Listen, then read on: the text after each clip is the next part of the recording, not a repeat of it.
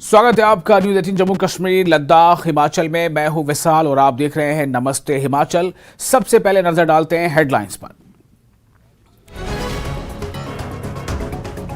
दिल्ली में सीएम सुक्खू का हुआ कोविड टेस्ट नेगेटिव होने पर 25 दिसंबर को शिमला लौट सकते हैं सीएम। 25 दिसंबर के बाद मंत्रिमंडल गठन।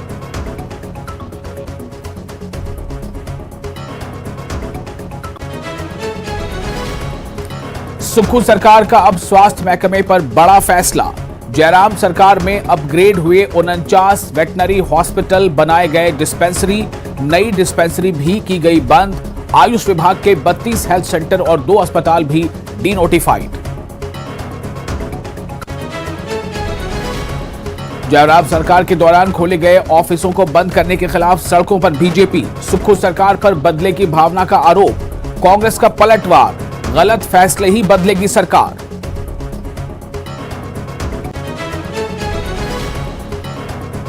पच्चीस दिसंबर को शिमला में होगी बीजेपी विधायक दल की बैठक। नेता प्रतिपक्ष के नाम पर होगा फैसला। रेडियो पर पीएम के मन की बात कार्यक्रम को भी सुनेंगे सभी विधायक।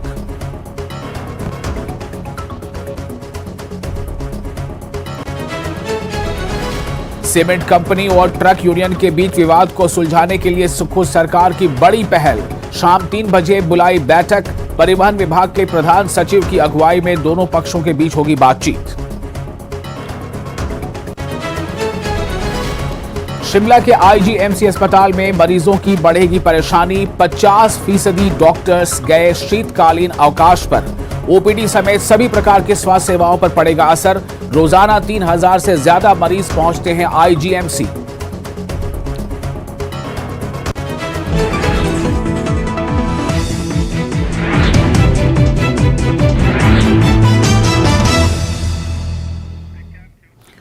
तो नमस्ते हिमाचल में अब खबरें विस्तार के साथ। और इस वक्त हम शुरू करेंगे ब्रेकिंग न्यूज से। दिल्ली में सीएम सुखविंदर सिंह सुक्खू का कोविड टेस्ट किया गया है। इसकी रिपोर्ट भी जल्द सामने आएगी। हालांकि रिपोर्ट नेगेटिव आने पर सीएम के प्रदेश वापसी 25 दिसंबर तक हो सकती है। सीएम 25 दिसंबर तक प्रदेश वापस हो सकते हैं, लेकिन सब कुछ इस बात पर डिपेंड करता है कि जो टेस्ट हुआ है उसकी रिपोर्ट क्या आती है। अगर ये टेस्ट की रिपोर्ट नेगेटिव आती है तो हो सकता है कि सीएम सुक्खू आज ही या एक दिन में वो दिल्ली से हिमाचल प्रदेश चले जाएं। तो सबसे अहम खबर इस वक्त यही है कि दिल्ली में सीएम सुखविंदर सिंह सुक्खू का कोविड टेस्ट किया गया है। इसकी रिपोर्ट भी जल्द सामने आएगी। हालांकि रिपोर्ट नेगेटिव आने पर सीएम आगे प्रदेश वापसी 25 दिसंबर तक हो सकती है उनकी प्रदेश वापसी। और इसी के साथ ये भी बता दें कि सीएम की वापसी की संभावनाओं के बीच मंत्रिमंडल विस्तार की संभावनाएं भी बढ़ गई हैं। बताया जा रहा है कि जल्द राजभवन में मंत्रियों को शपथ दिलाई जा सकती है और यह शपथ ग्रहण 25 दिसंबर से पहले या जनवरी के पहले सप्ताह में हो सकता है, क्योंकि राज्यपाल राजेंद्र विश्वनाथ आर्लेकर 25 दिसंबर की दोपहर बाद अहमदाबाद जाएंगे और अहमदाबाद के बाद राज्यपाल का गोवा जाने का भी कार्यक्रम है।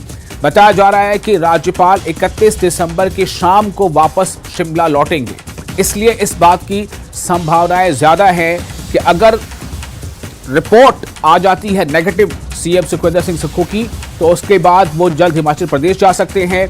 और 25 दिसंबर की दोपहर के बाद चूंकि राज्यपाल को अहमदाबाद जाना है, तो हो सकता है कि 25 दिसंबर से पहले ही मंत्रिमंडल का गठन हो जाए। क्योंकि अगर ये नहीं हो पाता है तो फिर राज्यपाल की गैर मौजूदगी में ये शायद संभव नहीं होगा। फिर उसके बाद हो सकता है कि जनवरी में ये पूरा मामला जाए। तो हमारे साथ इन तमाम विषयों पर, इन तमाम सवालों का जवाब के लिए हम सीधे रुख करेंगे अपने संवाददाता रणवीर का।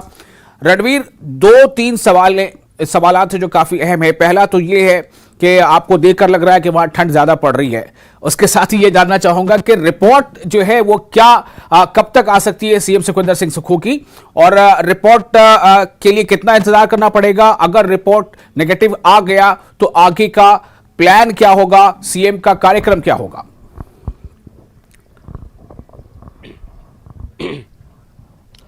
जी हाँ, देखिए, जो तो आपने ठंड का जिक्र किया कि सुबह और शाम यहाँ शिमला की अगर हम बात करें तो ठंड बहुत ज्यादा है और इसी के साथ जो सियासी पारा है वो पूरी तरह से गरमाया हुआ है। अब नजरें इसी पर टिकी है कि कब जो है मुख्यमंत्री की रिपोर्ट सामने आएगी। सुबह जो मुख्यमंत्री कार्यालय से हमारी बात हुई है तो अधिकारियों ने ये बताया कि डॉक्टरों ने उनकी जांच की है पिछले कल भी और पल पल की अपडेट ले रहे हैं मुख्यमंत्री के स्वास्थ्य की और मुख्यमंत्री पूरी तरह से स्वस्थ बताया जा रहे हैं। लेकिन रिपोर्ट जो है आधिकारिक तौर पर जो है अभी डॉक्टरों की तरफ से दी नहीं गई है और इसका ये मतलब समझे कि पूरी तरह से मुख्यमंत्री जो है स्वस्थ है, जिस तरह से मुख्यमंत्री कार्यालय के अधिकारी हमें जानकारी दे रहे हैं। तो इसी के साथ जो क्वारंटीन पीरियड होता है, जो कोविड प्रोटोकॉल है, उस हिसाब से कल यानी 24 दिसंबर को ये क्वारंटीन पीरियड जो है पूरा मुख्यमंत्री का होगा। उसके बाद जो है डॉक्टर फिर से जांच करेंगे और डॉक्टर की सलाह पर ही आगे का कार्यक्रम मुख्यमंत्री का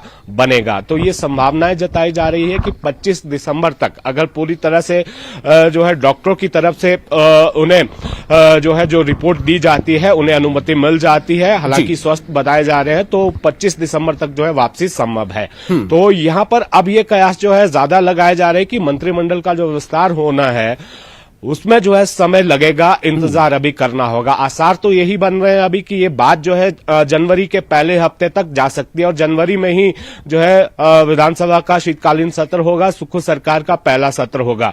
और यहाँ पर ये भी आपने दर्शकों को बताया कि जिस तरह से राज्यपाल का जो दौरा है, राजभवन में ही मंत्रियों की शपथ होनी है, तो ये जानकारी राजभवन के कार्यालय से निकल कर आई है कि 25 दिसंबर की दोपहर को यहाँ से राज्यपाल जो है पहले अहमदाबाद जाएंगे और उसके बाद वो अपने गृह राज्य गोवा जाएंगे।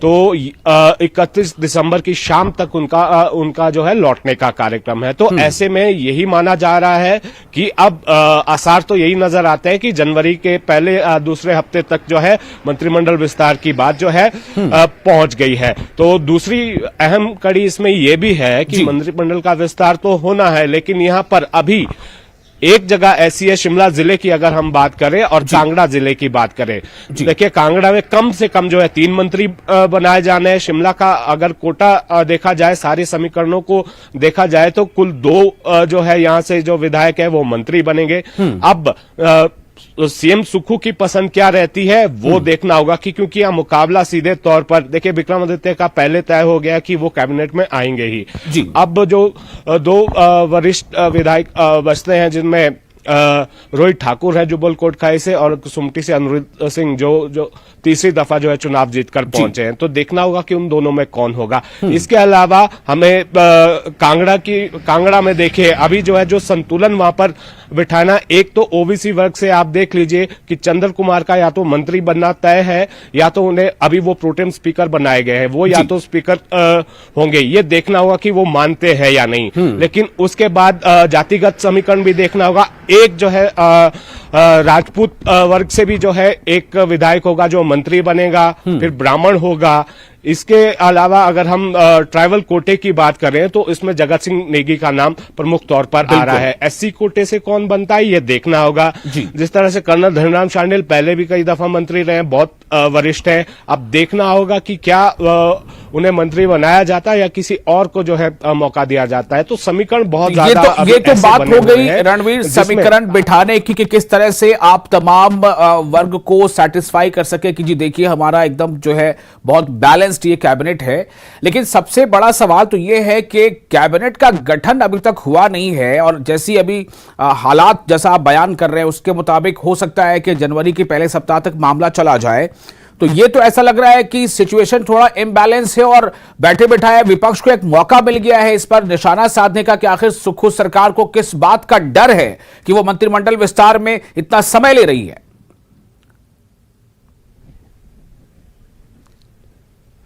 जी हाँ, देखिए कांग्रेस के लिए ये थोड़ा सा जो है किरकिरी का विषय जरूर है, क्योंकि मुख्यमंत्री और उप मुख्यमंत्री ने 11 दिसंबर को शपथ ली थी। आप चुनावों के भीतर जनता के बीच गए, आपने बहुत सारे नेताओं ने ये कहा कि सरकार के गठन के 10 दिन के भीतर ही जो हमने वादे किए कुछ वादे वो पूरे कर लेंगे। अब पहली कैबिनेट की बात कही है कि ओपीएस पहली कैबिनेट में लागू की जाएगी। 1 लाख नौकरी का वादा किया है, वो भी पहली कैबिनेट का वादा है, लेकिन कैबिनेट आपकी बन नहीं रही है। पहले ये था कि ये माना जा सकता है कि चलिए मुख्यमंत्री के कोरोना संक्रमित होने की वजह से समय थोड़ा और बढ़ गया है, 7 दिन वो जो है टल गया था। 22 दिसंबर से जो है वो विधानसभा का सत्र होना था, तो माना यह जा रहा था कि 25-26 तक जो है मंत्रिमंडल का गठन होगा, लेकिन अब जिस तरह के हालात बने हैं वो अब जो है ऐसा लगता नहीं है कि जल्दी जो है मंत्रिमंडल का विस्तार होगा। और भाजपा की जहां तक बात करें, भाजपा पूरी तरह से आक्रामक है, क्योंकि मुद्दा उनके हाथ में है। एक तो जिस तरह से वो आरोप लगा रहे हैं कि बदले की भावना से सुखू सरकार जो है कार्य कर रही है, प्रदर्शन भी भाजपा यहाँ पर कर रही है। तो अभी जो है चीजें सेटल नहीं हुई है। हालांकि उप मुख्यमंत्री यहाँ पर जरूर काम कर रहे हैं। थोड़ा सा रुकना चाहेंगे, अभी बीजेपी से जुड़ी ही एक ब्रेकिंग न्यूज हमारे पास है, वो भी आप अपने दर्शकों को बता दें, फिर उस पर भी आपसे सवाल करेंगे। खबर यह है कि बीजेपी हिमाचल प्रदेश के विधायक दल की बैठक 25 दिसंबर को शिमला में होगी। एक बार फिर आपको बता दें, जो खबर मिल रही है उसके मुताबिक बीजेपी हिमाचल प्रदेश के विधायक दल की बैठक 25 दिसंबर को शिमला में होगी, जिसमें विधायक दल के सदस्य हिस्सा लेंगे। बैठक में नेता प्रतिपक्ष के नाम पर फैसला लिया जा सकता है। यह बैठक राज्य अतिथि गृह पीटर हाफ में होगी, जहां विधायक पीएम मोदी के रेडियो पर मन की बात कार्यक्रम को भी सुनेंगे।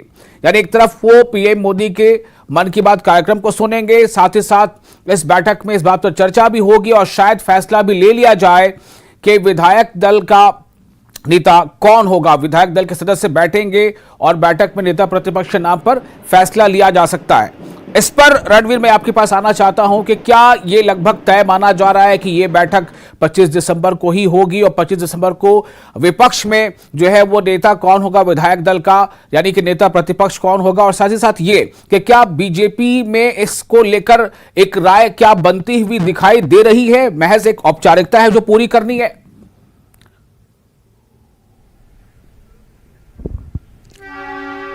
देखिए, खबरें तो यही बता रही है कि शायद 25 दिसंबर को पीटर हॉफ में ये बैठक होगी और यहाँ पर देखना होगा कि ये बैठक होती है या नहीं होती है। लेकिन जो बड़ा नाम नेता प्रतिपक्ष की दौड़ में है वो सबसे आगे इस वक्त जो है सतपाल सत्ती का नाम चल रहा है।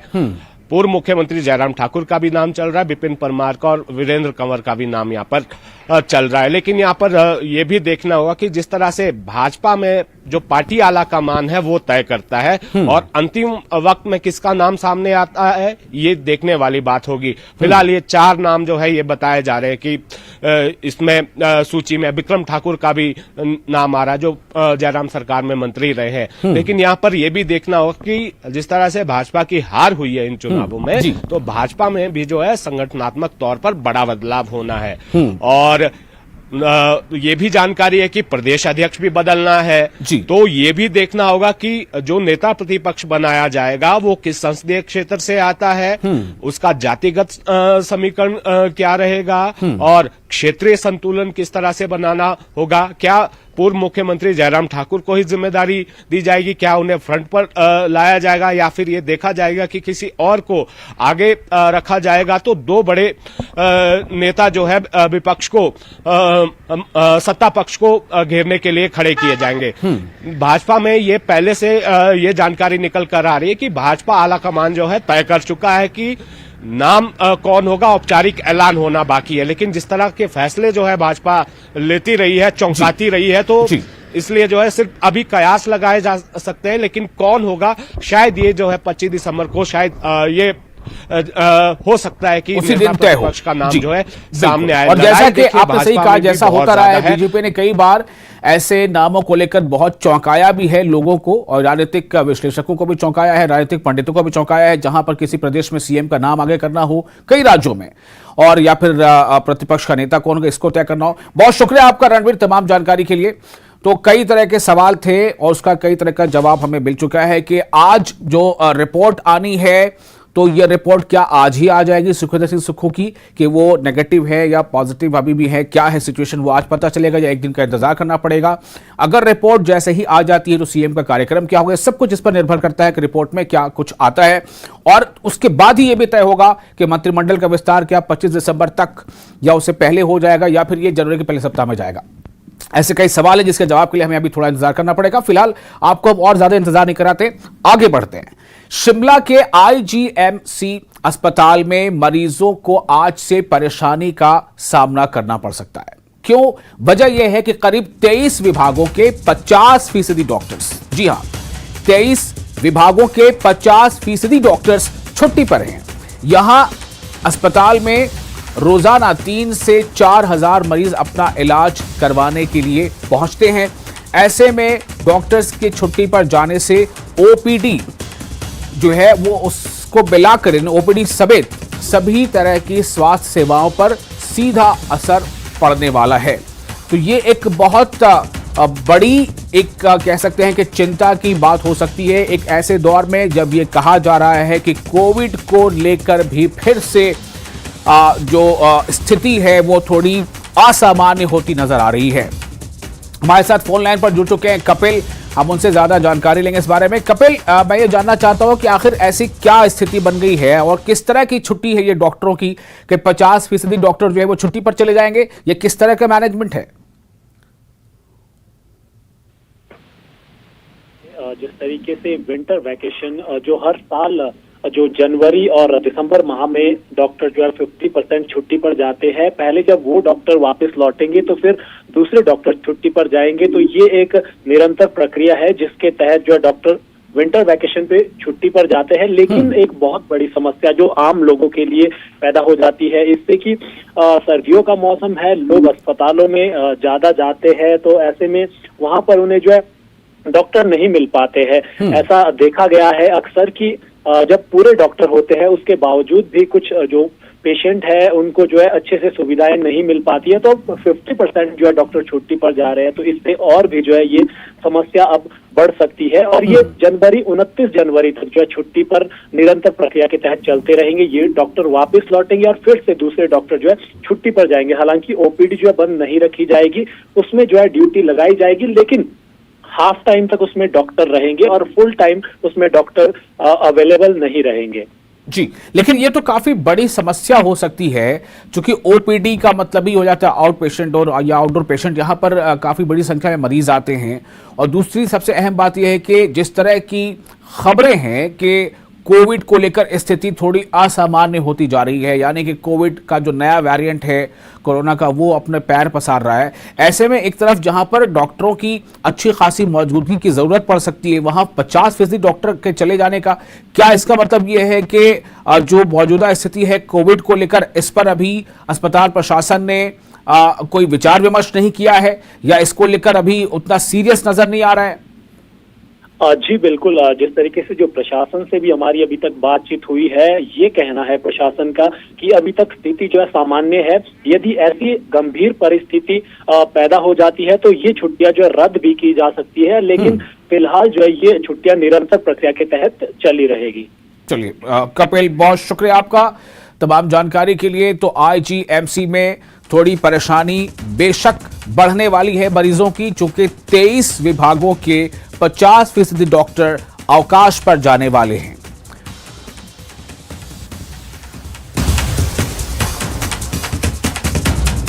विवाद सुलझाने की कवायद जारी है। सीमेंट फैक्ट्री जो बंद है उसको लेकर जो लगातार कवायद चल रही कि आखिर किस तरह से खुलवाया जा सके। शाम 3 बजे एक बैठक बुलाई गई है, सरकार खुद इसकी मध्यस्थता करने की बात आ रही है। परिवहन विभाग के प्रधान सचिव जो है वो भी इसमें शामिल रहेंगे। ट्रक यूनियन और कंपनी प्रबंधन के बीच बैठक होगी और ऐसी आशा की जा रही है कि इस बैठक में शायद कुछ न कुछ रास्ता निकल जाए। सीमेंट कंपनी और ट्रक यूनियन विवाद मामले में सरकार ने फिर पहल की है और इस मामले को सुलझाने के लिए अब शिमला में स्थायी स्टैंडिंग कमेटी की बैठक की जाएगी। आज शाम 3 बजे परिवहन विभाग के प्रधान सचिव की अध्यक्षता में यह बैठक आयोजित की जाएगी, जिसमें अंबुजा सीमेंट कंपनी प्रबंधन, ट्रक यूनियन और डीसी सोलन भी मौजूद रहेंगे। और रणवीर हमारे साथ एक बार फिर जुड़ चुके हैं इस सवालों के जवाब के साथ। रणवीर, क्या यह मुद्दा आज सुलझ सकता है?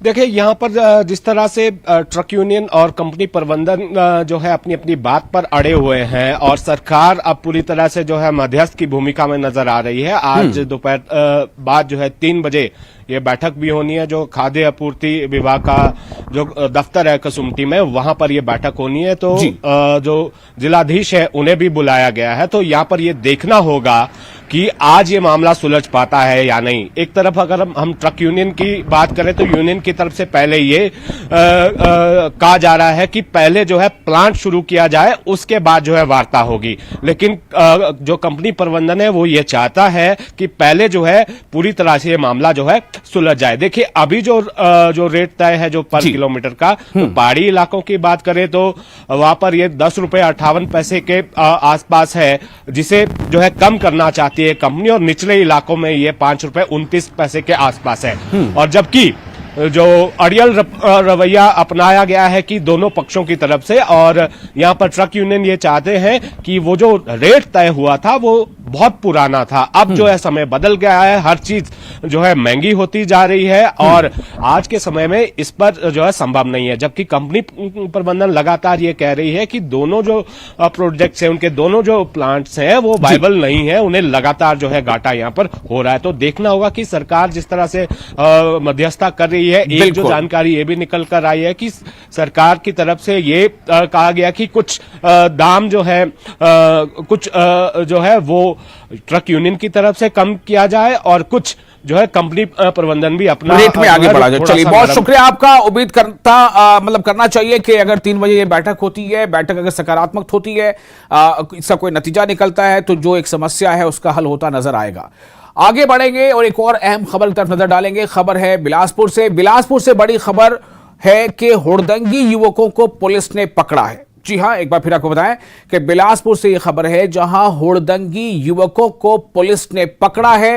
हिमाचल घूमने के बहाने कर रहे थे हुड़दंग नशे कर रहे थे युवक, और नशे की हालत में नेशनल हाईवे पर खूब हंगामा किया था युवकों ने। इनका कहना था कि हिमाचल घूमने आए हैं और इसी बहाने से ये जो है वह नशे की हालत में हुड़दंग कर रहे थे। तस्वीरों को आप देखिए, और तस्वीरों में किस तरह की बातचीत हो रही है आप देखिए, किस तरह का रवैया है। 4 युवक कुल्लू मनाली से वापस लौट रहे। दिल्ली पुलिस ने रुकने का इशारा किया, पुलिस के इशारे की युवकों ने अनदेखी की। देखिए तस्वीरों को।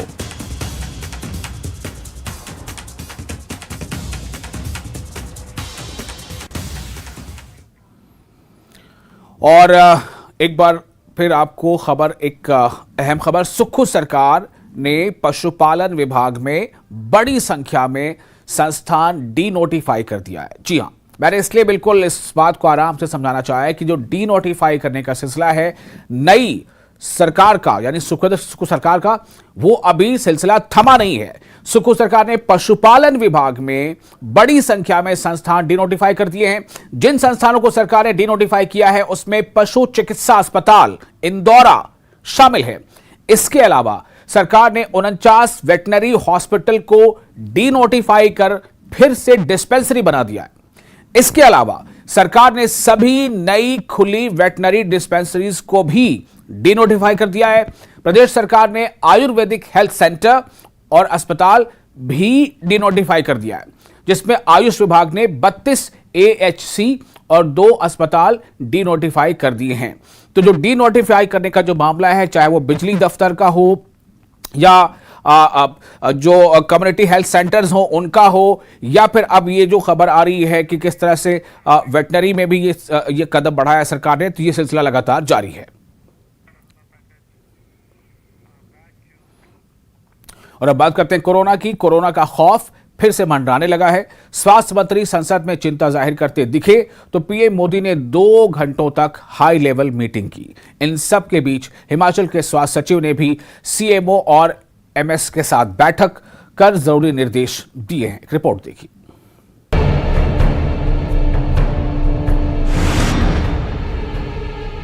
मास्क लगाने की आदत फिर से डाल लीजिए।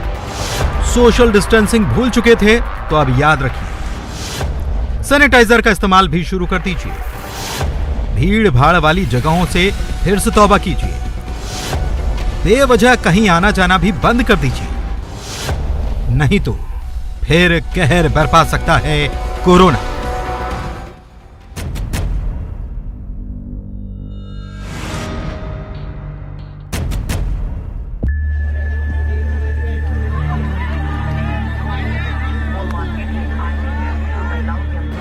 हम आपको कोरोना से डरा बिल्कुल नहीं रहे, बस वही बता रहे हैं जो गुरुवार को संसद में स्वास्थ्य मंत्री मनसुख मांडविया ने सांसदों से अपने अपने क्षेत्र की जनता को बताने के लिए कहा है। पिछले 3 वर्षों में वायरस की निरंतर बदलती प्रकृति ने वैश्विक स्वास्थ्य के लिए एक खतरा पैदा कर दिया है, जिसने लगभग हर देश को प्रभावित किया है। पिछले कई दिनों से पूरी दुनिया में कोविड-19 के केसों में वृद्धि दर्ज की जा रही है, लेकिन पिछले 1 साल में भारत में कोविड केसों में सतत कमी दर्ज होती रही है। वर्तमान में प्रत्येक दिन औसतन 153 कोविड के नए case, 2% Covid RT-PCR random sampling भी आज शुरू कर दी गई है। माननीय प्रधानमंत्री श्री मोदी जी के समर्थ नेतृत्व में भारत पहले से ही अमल में test, track, treat, vaccination, COVID appropriate behaviour का पालन नीति के साथ कोविड मैनेजमेंट कर रहा है। कोरोना को लेकर आपको पहले की ही तरह चौकन्ना होने की जरूरत है, क्योंकि पड़ोसी चीन समेत कई देशों में मामले बहुत तेजी से बढ़ रहे हैं। इस बार वायरस का नया चीनी वेरिएंट BF.7 तांडव मचा रहा है। BF.7 वेरिएंट अब तक सबसे ज्यादा संक्रामक वायरस है, जिससे संक्रमित व्यक्ति 10 से ज्यादा लोगों को संक्रमित कर सकता है। यही वजह है कि खतरे को देखते हुए पीएम मोदी ने दिल्ली में हाई लेवल मीटिंग बुलाकर हालात की समीक्षा की। वहीं शिमला में स्वास्थ्य सचिव सुभाषीष पांडा ने प्रदेश के सभी सीएमओ और एमएस के साथ बैठकर नए खतरे से निपटने की तैयारियों की समीक्षा की। बैठक के बाद स्वास्थ्य सचिव ने कहा कि हिमाचल प्रदेश में अभी अलार्मिंग सिचुएशन नहीं है, फिर भी खतरे को देखते हुए टेस्ट की संख्या बढ़ाई जाएगी। रैपिड टेस्ट की जगह अब ज्यादा से ज्यादा RT-PCR टेस्ट होगा। जिला अस्पतालों को दवाइयों का स्टॉक रखने को कहा गया। पॉजिटिव केस के जीनोम सीक्वेंसिंग का निर्देश दिए गए हैं। आम लोगों से कोविड नियमों के पालन की अपील की गई है। उसका आग्रह करना है कि दोबारा से कोविड एप्रोप्रिएट बिहेवियर अपनाएं और मास्क अगर पहनेंगे तो सेफ रहेंगे। The question is why take chances, इसलिए आप अपने आप को प्रोटेक्ट करें। दूसरी बात है कि हमारे टेस्टिंग को बढ़ाएं ताकि हम जान पाएं कि ऐसा तो नहीं है कि हमारे यहाँ पे और भी केसेस हो रहे हैं लेकिन हमें पता नहीं चल रहे हैं, क्योंकि आज के दिन बड़े ही माइल्ड केसेस हो रहे हैं। लोगों को लग रहा है नहीं, खांसी जुकाम होता है, सबको हो रहा है